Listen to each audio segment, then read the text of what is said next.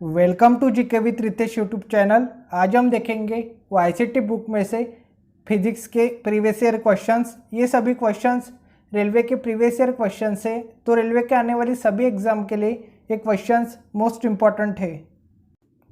आज का first question के अनुसार गुरुत्वीय त्वरण का मान घटता है। इसका जो सही आंसर है वो ऑप्शन नंबर बी, ऊंचाई के अनुसार। ऊंचाई के अनुसार गुरुत्वीय त्वरण का मान घटता है। गुरुत्व के कारण उत्पन्न त्वरण को गुरुत्वीय त्वरण कहते हैं। गुरुत्वीय त्वरण वस्तु के रूप, आकार, द्रव्यमान, भार पर निर्भर नहीं करता।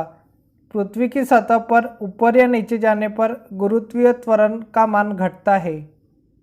नेक्स्ट क्वेश्चन,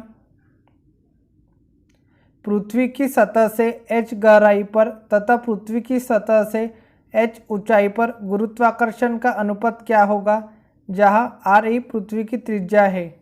तो इसका जो सही आंसर है वो है ऑप्शन नंबर डी,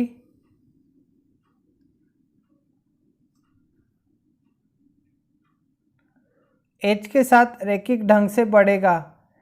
गुरुत्वीय त्वरण r पृथ्वी की त्रिज्या, h ऊंचाई तथा गहराई, अतः गुरुत्वाकर्षण g का मान h के साथ रैखिक ढंग से बढ़ेगा।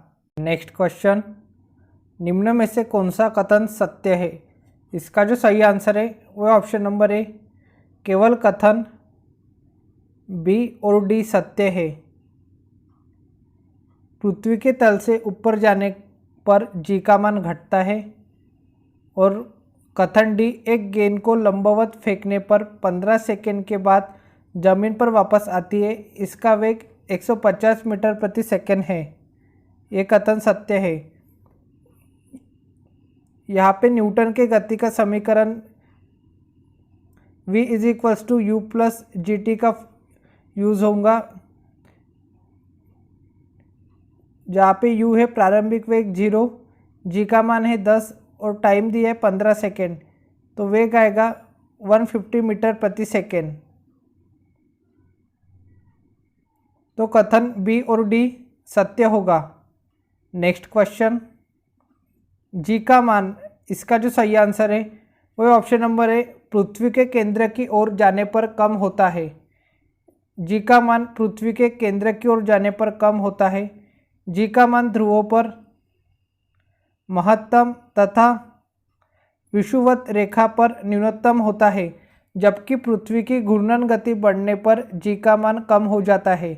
नेक्स्ट क्वेश्चन, मुक्त रूप से गिरने के दौरान पिंड किस स्थिति में होता है। इसका जो सही आंसर है वो ऑप्शन नंबर है, भारहीनता की स्थिति में। जब कोई पिंड स्वतंत्र रूप से नीचे गिराया जाता है तो ऐसी स्थिति में पिंड भारहीनता की अवस्था में आ जाता है, अर्थात पिंड का भार शून्य महसूस होता है, परंतु द्रव्यमान शून्य नहीं होता। नेक्स्ट क्वेश्चन, जी का मान के साथ बढ़ता है। इसका जो सही आंसर है वो ऑप्शन नंबर डी, ऊंचाई में कमी के साथ। जी का मान ऊंचाई में कमी के साथ बढ़ता है। जी का मान पृथ्वी की भूमध्य रेखा पर न्यूनतम तथा ध्रुवों पर अधिकतम होता है। पृथ्वी की सतह से ऊपर या नीचे की ओर जाने पर जी का मान घटता है। पृथ्वी की घूर्णन गति बढ़ने पर गुरुत्वीय त्वरण का मान कम हो जाता है तथा घूर्णन गति घटने पर गुरुत्वीय त्वरण का मान बढ़ जाता है। पृथ्वी के केंद्र पर जी का मान 0 होता है। यदि पृथ्वी अपनी वर्तमान कोणीय चाल की 17 गुना अधिक चाल से घूमने लगे तो भूमध्य रेखा पर रखी वस्तु का भार भी 0 हो जाएगा। नेक्स्ट क्वेश्चन, जब किसी पिंड को विषुवत रेखा से उत्तर और दक्षिण ध्रुवों पर ले जाया जाता है तो उसका भार रहता है। इसका जो सही आंसर है वो ऑप्शन नंबर सी, बढ़ जाता है। जब किसी पिंड को विषुवत रेखा से उत्तर और दक्षिण ध्रुवों पर ले जाया जाता है तो उसका भार बढ़ जाता है। नेक्स्ट क्वेश्चन, किसी पिंड का भार न्यूनतम कहाँ पर होता है। इसका जो सही आंसर है वो ऑप्शन नंबर है, भूमध्य रेखा पर। किसी पिंड का भार न्यूनतम भूमध्य रेखा पर होता है। पृथ्वी के ध्रुवों पर किसी वस्तु या पिंड का भार अधिकतम तथा भूमध्य रेखा पर न्यूनतम होता है। भार में यह परिवर्तन पृथ्वी की आकृति तथा पृथ्वी का अपने अक्ष पर घूर्णन के परिणाम स्वरूप होता है। नेक्स्ट क्वेश्चन, एक पत्थर किसी स्प्रिंग तुला पर बंधा हुआ है। निम्नलिखित स्थितियों में से कौन सी स्प्रिंग तुला के रीडिंग में सबसे कम भार दिखाएगी? इसका जो सही आंसर है वह ऑप्शन नंबर सी, जब वह पत्थर किसी बीकर में लिए पानी में पूरी तरह से निमज्जित हो। एक पत्थर किसी स्प्रिंग तुला पर बंधा हुआ है। जब वह पत्थर किसी बीकर में लिए पानी में पूरी तरह से निमज्जित हो जाए तो स्प्रिंग तुला के रीडिंग में सबसे कम भार दिखाई देगा। नेक्स्ट क्वेश्चन, पृथ्वी पर किसी वस्तु का द्रव्यमान 10 केजी है। पृथ्वी पर इसका भार क्या है? किसी पिंड का द्रव्यमान उसमें निहित पदार्थ की मात्रा होती है। किसी भी पिंड का द्रव्यमान नियत रहता है। भार इज इक्वल्स टू होता है द्रव्यमान इंटू गुरुत्वीय त्वरण, जहाँ पे द्रव्यमान दिया है 10 केजी और गुरुत्वीय त्वरण है 9.8, तो इसका जो भार होगा वो होगा 98 न्यूटन, जो कि ऑप्शन नंबर बी में, तो भार होगा 98 न्यूटन। नेक्स्ट क्वेश्चन, 80 मीटर की ऊंचाई से एक गेंद गिराई जाती है।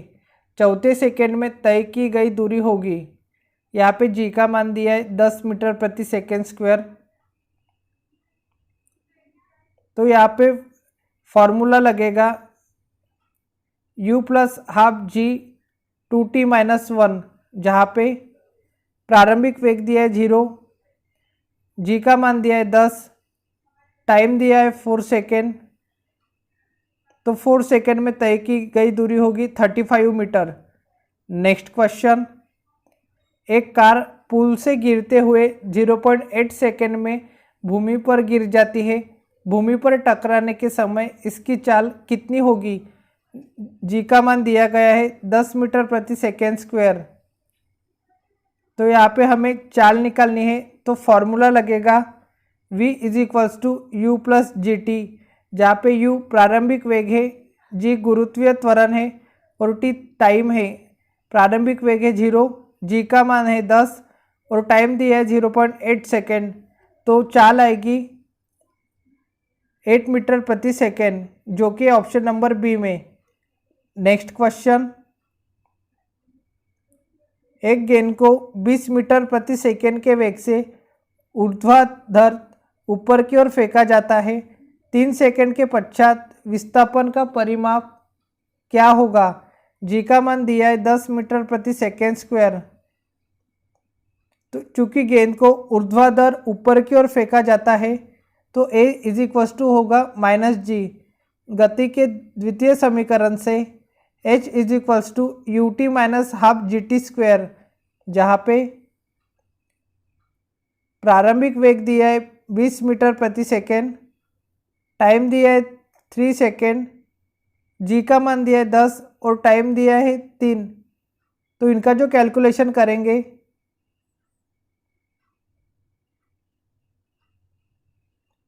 तो आंसर आएगा 15 मीटर, जो कि ऑप्शन नंबर बी में। तो 3 सेकेंड के पश्चात विस्थापन का परिमाप 15 मीटर होगा। नेक्स्ट क्वेश्चन, यदि ऊपर की ओर फेंकी गई एक वस्तु का प्रारंभिक वेग 14 मीटर प्रति सेकेंड है तो उसे उसके प्रारंभिक बिंदु तक पहुंचने में समय लगेगा। ए का मान दिया है 9.8 मीटर प्रति वर्ग सेकेंड। ऊपर की ओर फेंकने पर वस्तु का प्रारंभिक वेग u is equals to 14 metre प्रति सेकेंड, गुरुत्वीय त्वरण दिया है 9.8 मीटर प्रति सेकेंड स्क्वायर। उच्चतम बिंदु पर पहुंचने पर वस्तु का अंतिम वेग होगा 0। उच्चतम बिंदु पर पहुंचने में लगा समय हमें निकालना है। वस्तु के द्वारा पृथ्वी के गुरुत्व g के विरुद्ध ऊपर की ओर जाने हेतु गति के प्रथम समीकरण v is equal to u minus g t से,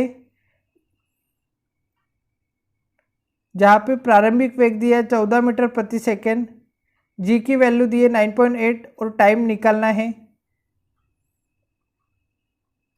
तो यहाँ पे टाइम आएगा 1.43 सेकेंड। नेक्स्ट क्वेश्चन, एक लंबवत फेंकी गई गेंद 10 सेकेंड बाद पृथ्वी पर लौट आती है, फेंके जाने की गति बताइए। जी का मान दिया है 10 मीटर प्रति सेकेंड स्क्वायर, टाइम दिया है 10 सेकेंड, अंतिम वेग है 0, जी का मान दिया है 10 मीटर प्रति सेकेंड स्क्वायर, प्रारंभिक वेग हमें निकालना है। तो गति के प्रति प्रथम समीकरण का यूज होगा जो कि होता है v is equals to u minus g t, जहाँ पे जी का मान दिया है 10 और टाइम दिया है 10 सेकेंड। तो प्रारंभिक वेग आएगा 100 मीटर प्रति सेकेंड, जो कि ऑप्शन नंबर सी में। नेक्स्ट क्वेश्चन, एक वस्तु को प्रारंभिक वेग u से ऊपर फेंका जाता है और वो अधिकतम ऊंचाई h तक जाती है, h का मान ज्ञात कीजिए। इसका जो सही आंसर है वो ऑप्शन नंबर है u²/2g। नेक्स्ट क्वेश्चन, एक रॉकेट 20 मीटर प्रति सेकेंड की एक स्थिर गति के साथ ऊर्ध्वाधर रूप से ऊपर की तरफ यात्रा करने के लिए लॉन्च किया गया है। 35 सेकंड यात्रा करने के बाद रॉकेट में कोई समस्या उत्पन्न हो जाती है और इसकी ईंधन की आपूर्ति रुक गई है। इसके बाद रॉकेट एक मुक्त निकाय की भांति यात्रा करता है, इसके द्वारा प्राप्त की गई ऊंचाई है। तो यहाँ पे रॉकेट द्वारा 35 सेकंड में तय की गई दूरी 35 × 20 इज इक्वल्स टू 700 मीटर। अब रॉकेट के ईंधन की आपूर्ति रुकने के बाद रॉकेट द्वारा प्राप्त ऊंचाई, तो यहाँ पे फॉर्मूला लगेगा v² is equals to u² - 2gh, जहाँ पे प्रारंभिक वेग दिया है 20 मीटर प्रति सेकेंड और जी का मान दिया है 10 और हमें हाइट निकालनी है। तो इसका जो कैलकुलेशन करेंगे तो हाइट आएगी 20 मीटर।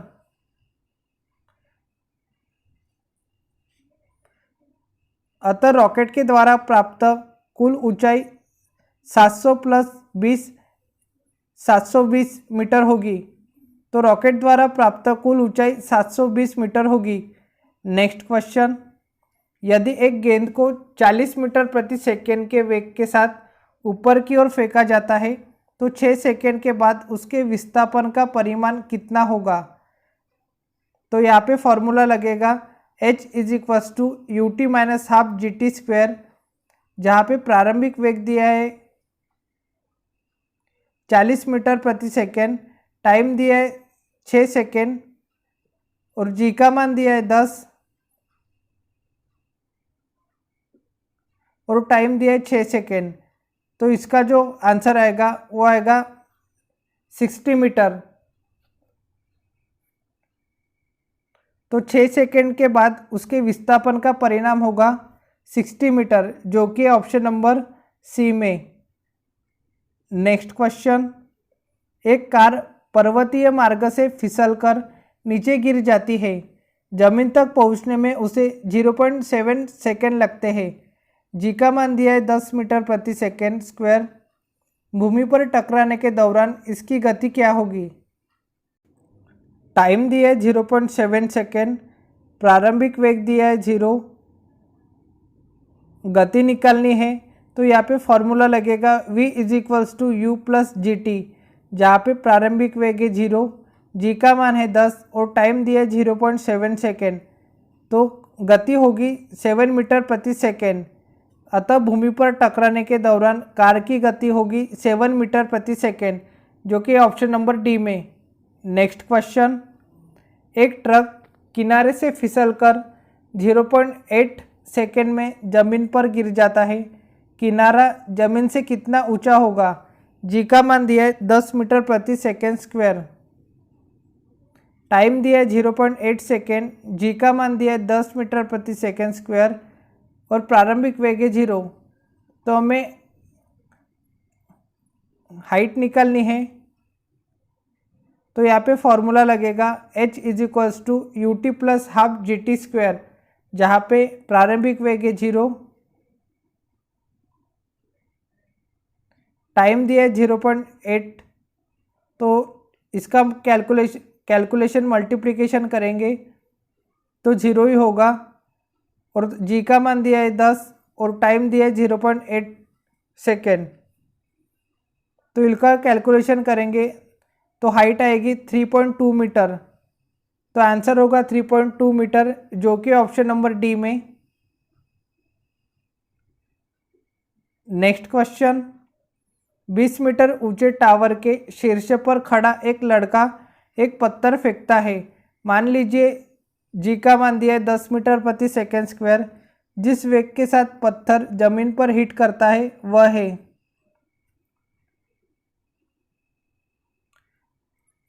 यहाँ पे हमें वेग निकालना है। प्रारंभिक वेग है 0 और यहाँ पे फॉर्मूला लगेगा v square is equals to u square plus 2gh, जहाँ पर प्रारंभिक वेग है 0, जी का मान दिया है 10 और हाइट दी है 20, तो हाइट दी है 20 मीटर। तो इनका कैलकुलेशन करेंगे तो आंसर आएगा 20 मीटर प्रति सेकेंड, जो कि ऑप्शन नंबर ए में। तो इसका जो सही आंसर होगा वो होगा 20 मीटर प्रति सेकेंड। नेक्स्ट क्वेश्चन, एक ट्रक किनारे से फिसलकर 1.6 सेकेंड में जमीन पर गिर जाता है। किनारा जमीन से कितना ऊंचा होगा? जी का मान दिया है 10 मीटर प्रति सेकेंड स्क्वायर, टाइम दिया है 1.6 सेकेंड, जी का मान दिया है 10 मीटर प्रति सेकेंड स्क्वायर, प्रारंभिक वेग है 0। तो यहाँ पे फॉर्मूला लगेगा h is equals to u t plus half g t square, जहाँ पे प्रारंभिक वेग है 0, टाइम है 1.6, तो ये पूरा 0 हो जाएगा। जी का मान है 10, टाइम दिया है 1.6, तो इसका जो कैलकुलेशन करेंगे तो हाइट आएगी वो आएगी 12.8 मीटर, जो कि ऑप्शन नंबर डी में। तो इसका जो सही आंसर होगा वो होगा option number D 12.8 metre. Next question, एक वस्तु को ऊपर की ओर 14 मीटर प्रति सेकंड की चाल से फेंका गया और वह 10 मीटर ऊंची उड़ी। उच्चतम बिंदु तक पहुंचने के लिए वस्तु द्वारा किए गए समय की गणना करें। यहाँ पे हमें टाइम निकालना है।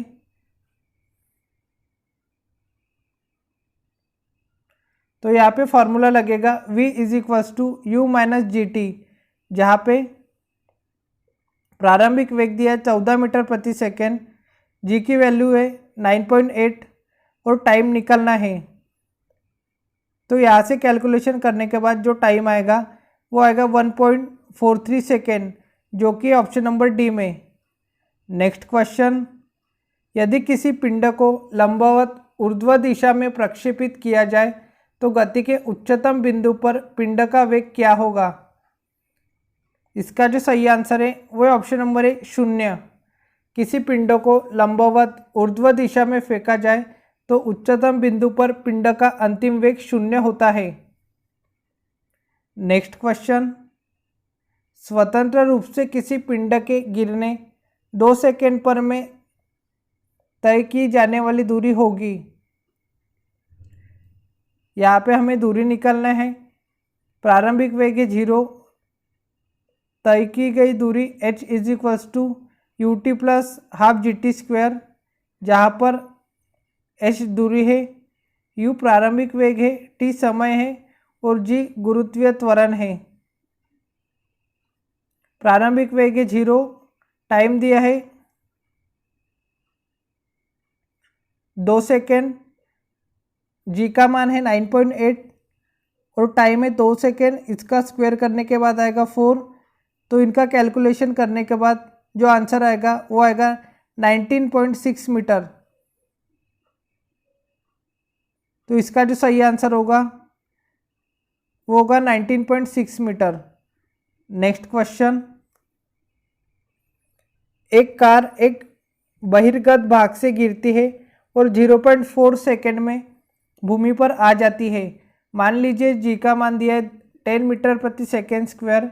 भूमि पर टकराने के दौरान इसकी चाल क्या है? तो हमें यहाँ पे चाल निकालनी है। प्रारंभिक वेग है 0, टाइम दिया है 0.4 सेकेंड, जी का मान दिया है 10 मीटर प्रति सेकेंड स्क्वायर।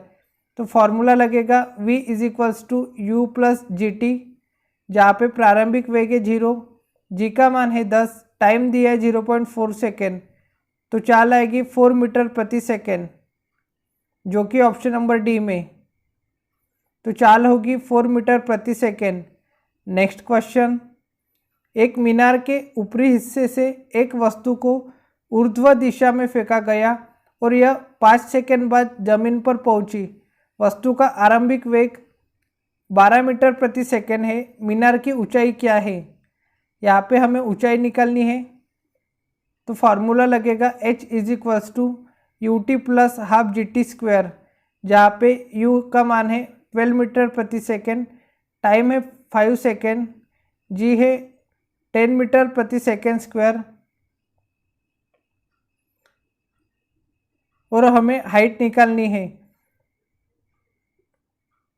तो प्रारंभिक वेग है 12 मीटर प्रति सेकेंड, टाइम दिया है 5 सेकेंड, जी का मान है 10 और टाइम है 5 सेकेंड। तो इनका जो कैलकुलेशन करेंगे तो आंसर आएगा 65 मीटर। नेक्स्ट क्वेश्चन, जब सीधे ऊपर की ओर फेंका गया एक पत्थर शीर्ष पर पहुंचता है तो इसका जो सही आंसर है वो ऑप्शन नंबर बी, वेग 0 होता है तथा त्वरण लगभग 10 मीटर प्रति सेकेंड स्क्वायर होता है। जब सीधे ऊपर की ओर फेंका गया एक पत्थर शीर्ष पर पहुंचता है तो शीर्ष बिंदु पर इसका वेग 0 तथा त्वरण लगभग 10 मीटर प्रति सेकेंड स्क्वायर होता है। नेक्स्ट क्वेश्चन, जब एक वस्तु की ओर फेंके जाने पर जब एक वस्तु ऊपर की ओर फेंके जाने पर अपने शीर्ष पर पहुंचती है तो इसका जो सही आंसर है वो है ऑप्शन नंबर बी,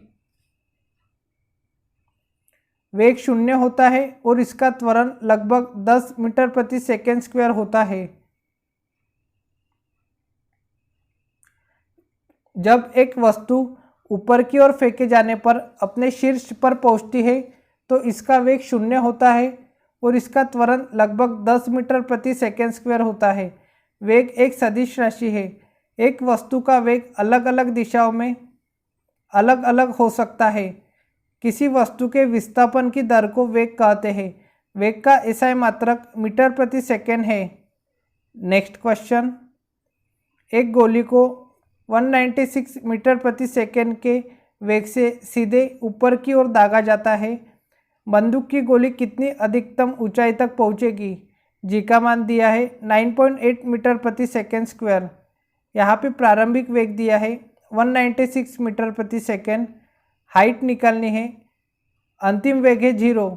तो यहाँ पे फॉर्मूला लगेगा v is equals to v square is equals to u square minus 2gh, जहाँ पर प्रारंभिक वेग है 196, जी का मान है 9.8 और हाइट निकालनी है। तो इनका जो कैलकुलेशन करेंगे तो हाइट आएगी 1960 मीटर। तो बंदूक की गोली अधिकतम 1960 मीटर की ऊंचाई तक पहुंचेगी। नेक्स्ट क्वेश्चन, एक कार एक बहिर्गत भाग से गिरती है और 0.9 सेकेंड में भूमि पर गिरती है। मान लीजिए जी का मान दिया है 10 मीटर प्रति सेकेंड स्क्वायर। भूमि पर टकराने के दौरान इसकी चाल क्या है? दिया है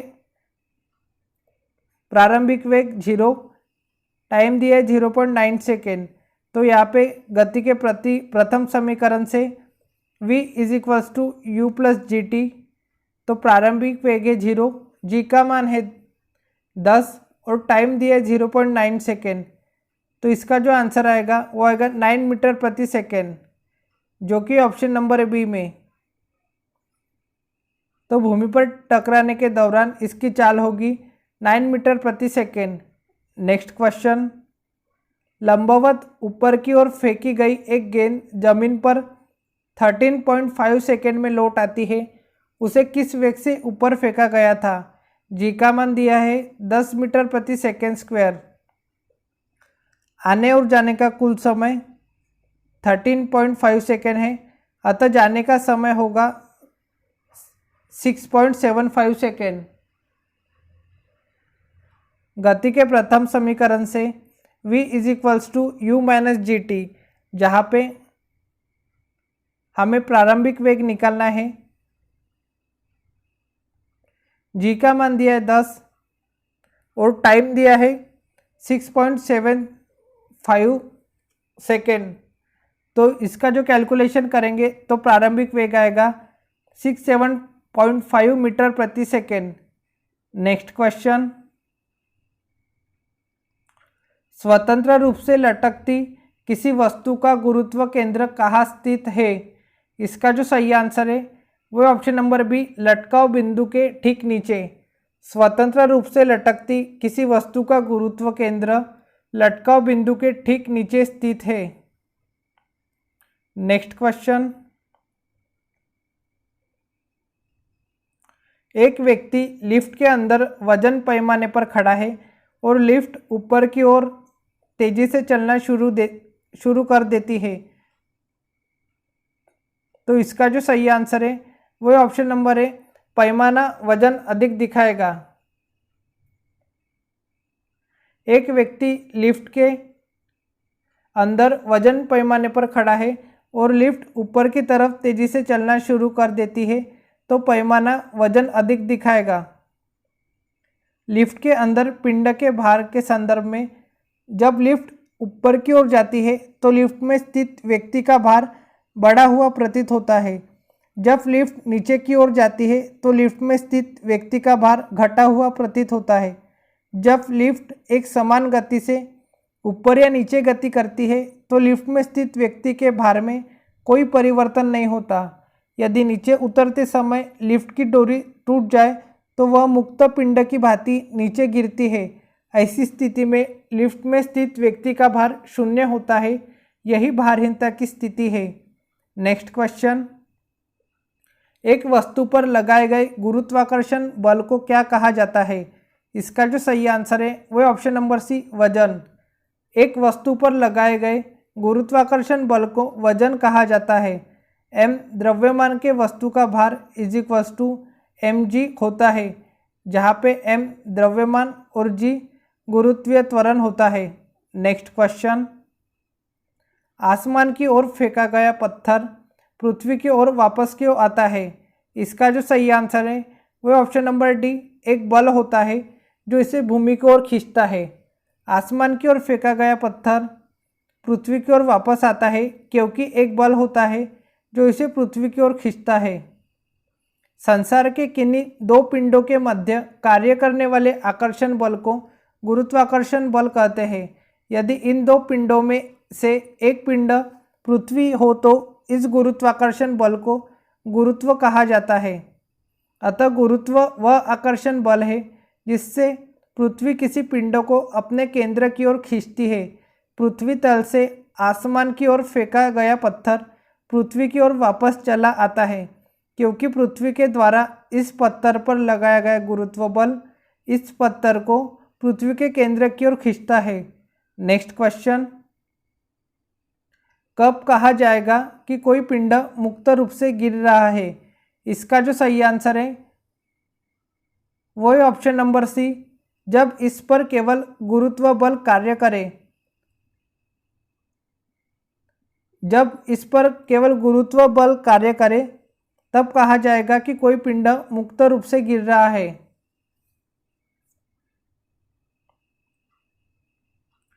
कोई पिंड मुक्त रूप से गिरकर तब पृथ्वी पर पहुंचेगा जब इस पर केवल गुरुत्व बल कार्य करे।